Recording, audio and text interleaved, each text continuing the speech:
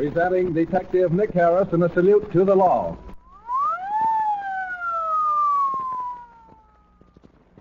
Ladies and gentlemen, tonight we bring you Detective Nicholas B. Harris, President of the International Secret Service Association and Chief of the internationally known Los Angeles Detective Agency bearing his name, in another true-to-life crime story taken from his own files and proving to the youth of today the folly of committing crime.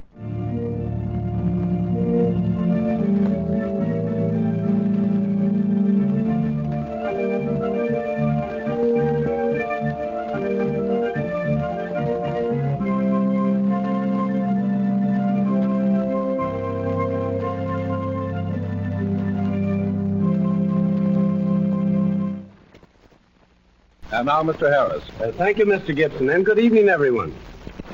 The story which I now relate happened in this city several years ago.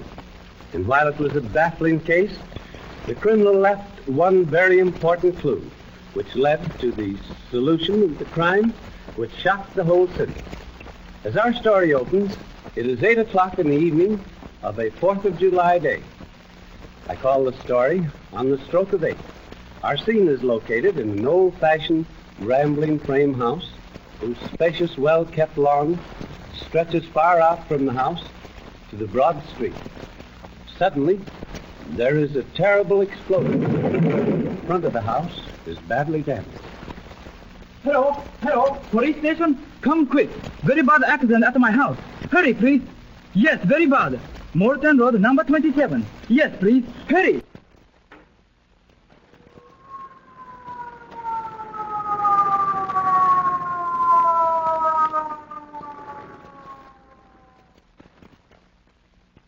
Still too hot to go inside yet, Captain. Let's take a look around the grounds. Good idea, Mike. It's lucky the fire didn't amount to anything, so we'll have plenty of chance to find out the cause of the explosion. It looks darn suspicious to me. Yeah.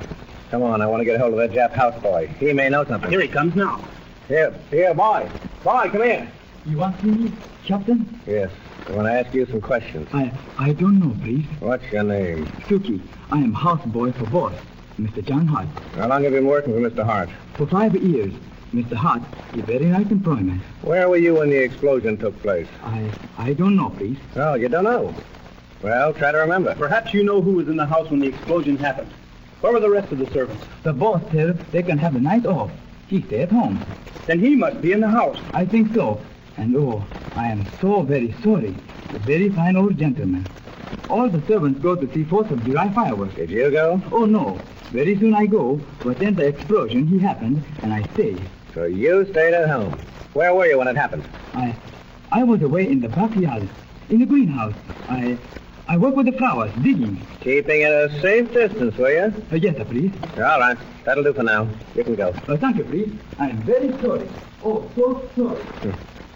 Darn funny he should be working with the flowers at a safe distance from the house at just the time of the explosion. Yeah. People don't usually work with flowers at night, especially when they're going out for the evening, and he's all dressed up. Yeah, I noticed that. Come on, we'll go inside now and have a look at the damage and see what's done. More damage done here in the library by water than either by fire or explosion. Just look at that desk. Hello, here's the old gentleman right here. Yeah, from the looks of him, he had the explosive right in his hand. And here's what happened. Someone sent him a package with a time bomb in it. He opened it. Yeah, it looks like murder, all right. I'm going back to headquarters. You stay here and see what you can find out. After the photographers have taken their pictures, leave someone here to watch the place. I'll call the ambulance and have the body removed. Okay. You want me to bring Suki in? Not just yet, but he'll bear watching. He's our man. He acts guilty. Well, he's hiding something, but I want a little more evidence before I arrest him.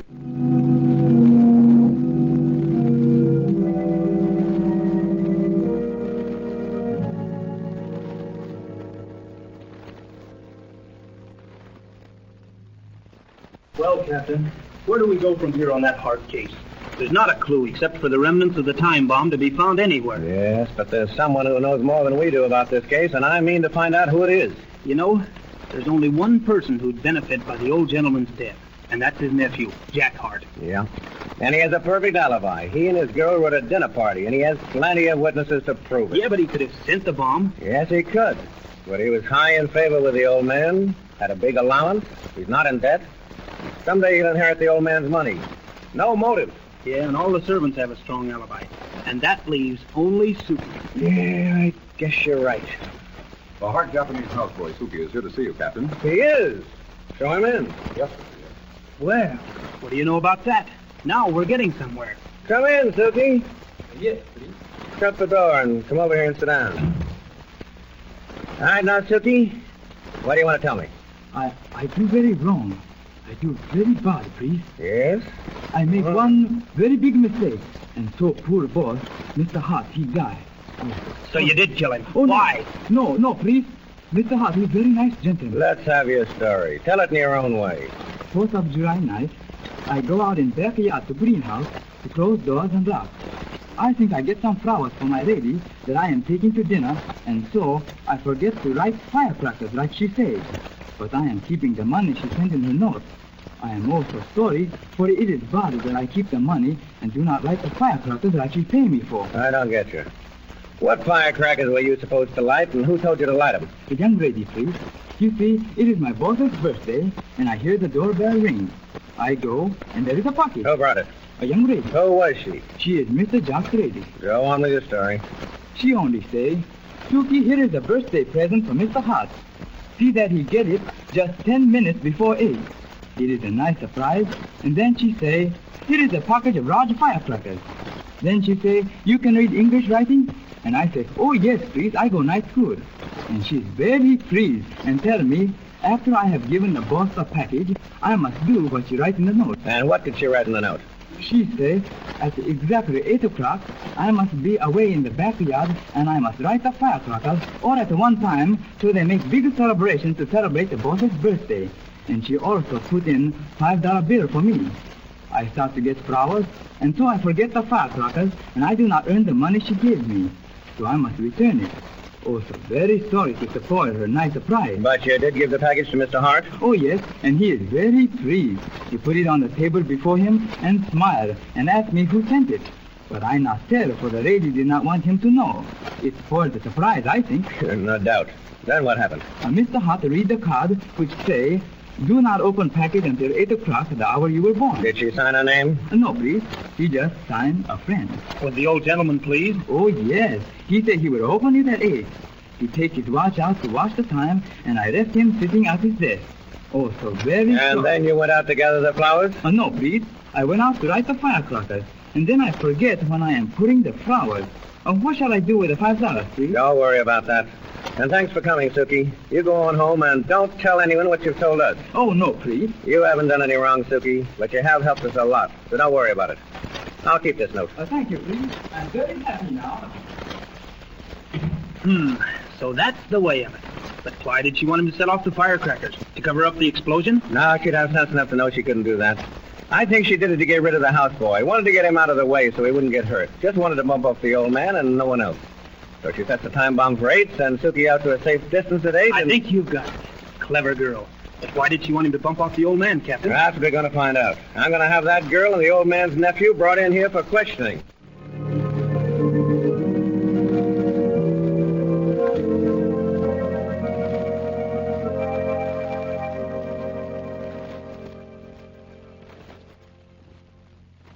Really, Captain Hull, I'm a little lost to know why you've had me brought here. That, Miss Ruth Ray, is what we're going to find out. But first, I'm going to ask you a few questions. And may I presume to ask you just what these questions are pertaining to? There's no harm in telling her that, is there, Blake? No, Captain. Her question's fair enough. I'm going to question you, Ruth. Miss May, to you, please. I'm going to question you, Ruth, about the murder of Mr. John Hart, the uncle of the man you were planning to marry. Oh, was he murdered? Does Jack know? I don't think he does. Oh. And just why do you think that I know anything about the murder, if it was a murder, which I strongly doubt? Because you killed him. I? Don't be absurd. Why should I kill the old gentleman? This is ridiculous. It's not ridiculous, but a cunning and diabolical murder. You know who did it? So you might just as well come clean and tell us the whole story. I refuse to answer any of your silly questions. I want Jack brought in here now. Why are you keeping him out there? Are you sure you want that? You want him to know just who and what you are? I don't know what you mean. Ruth, we know you're guilty. We know that you made the bomb yourself. We know you got your instructions from a book we found on your dressing room table. We know that you delivered the package to the houseboy Suki, along with a package of firecrackers and a note of instructions to him. This note had a $5 bill in it. Aren't you being rather dramatic, Captain? And we know the motive for the murder. We've proven beyond a shadow of a doubt that Jack Hart had nothing to do with it. And we know your record. Okay, Copper. I guess you've got the goods on me. Give me a cigarette. Thanks. Well, yes, I did bump the old fool off because I knew too much. A day or two before the explosion, there was a knock at my apartment. Come in, please. Oh, I beg your pardon. You're Mr. Hart, aren't you? Jack's dear uncle. Won't you sit down? No, thank you. But how much will you take to leave town? I'm afraid I don't understand, Mr. Hart. Oh, yes, you do. How much will it cost me for you to leave town and never see my nephew, Jack, again? I'm asking you a straight question, Mamie Sloan, and I want a straight answer. And we'll save time if I tell you that I've hired detectives who've checked your past life. I know you have a long police record. You've been in jail several times and have served a 5-year sentence in an Eastern reformatory. So how much money do you want to leave my nephew alone and get out of town? Oh, smart guy. So you've been looking me up, have you? Well, just you listen to me, you doddering old fool. You can't buy me off, get me? I'm going to marry that nephew of yours, and you can't stop me. Oh, yes, I can. I'll tell him just who and what you are. And you think he'd believe it? The poor sap hasn't brains enough. I've got him right where I want him, and I'm not going to give him up. I'm going to be Mrs. Jack Hart, and I'm going to spend your dough, get me? Here is a check for $1,000. Take it and leave, and I'll never tell Jack about you. Refuse, and I'll cut him off without $1 if you marry him. And furthermore, no funny tricks. Before I came, I sent for my lawyer, and I told him just what was what. If anything happens to me, well, even if Jack marries you, then he will be cut off of my will. Smart guy. I didn't think you had brains enough to think that out. All right, you win. Give me $2,000 and a deal. So you took the check and cashed it. Sure. But you didn't intend to leave town. No, of course not. So why'd you kill the old man when he told you if anything happened to him, his nephew would be cut off? Well, after he left, I doped it out this way. The old man was running a bluff. He hadn't gone to his lawyer, so if I killed him, I could marry Jack and all would be swell. If he had given me the right steer, then I'd take the $2,000 and beat it. So didn't you know that Mr. Hart's lawyer might suspect you? Oh, I just took a chance. You see, I was right. The old man had only been bluffing. You cops would have caught me in before this. And if it hadn't been for that house boy,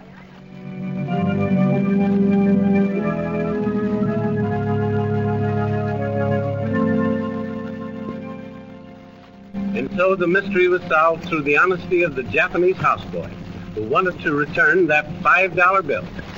Which goes to prove that no matter how cleverly a criminal plans and carries out his crime, the law always, sooner or later, catches up with him and proves again, as I have so often said, crime does not pay. Thank you, Mr. Harris. Ladies and gentlemen, you have just heard Detective Nicholas B. Harris, chief of the internationally known Los Angeles Detective Agency, bearing his name in another true-life drama entitled On the Stroke of 8. Fictitious names and places have been used throughout this narrative, and any similarity to persons living or dead is purely coincidental. This story was dramatized for radio presentation by Adila Comer and is a Carol and Carol production. Mr. Harris wishes me to thank the following cast of characters: Betty Lou as Ruth May, Ben Kumagai as Suki, Bob Fulton as Blake, Bob Shopfer as Uncle John Hart, George Ford as Captain Hull, with Wesley Tudlot at the console of the organ. Mr. Harris will also be with us next Tuesday night at 8:15 in another most intriguing drama. Your announcer has been Jim Gibson.